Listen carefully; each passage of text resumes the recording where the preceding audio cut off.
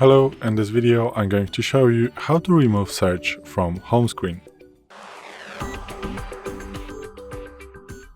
So, today in front of me is the iPhone 12 with the iOS 17.4, but it really doesn't matter which iPhone you have or which version of the iOS you have, it is all going to work the same. So, as you can see, here is the search bar, and also you can go to it just by swiping down from the middle of your screen.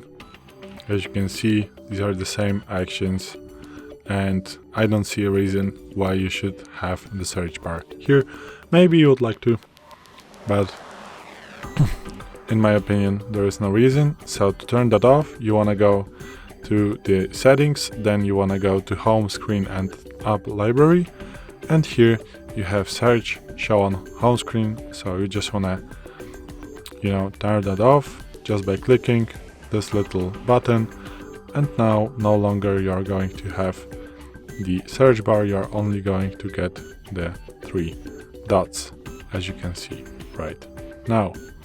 But you still can go to the search bar, the Siri suggestions, just by swiping down from the middle of your screen. As you can see, it is still working. So this is it. Thanks for watching.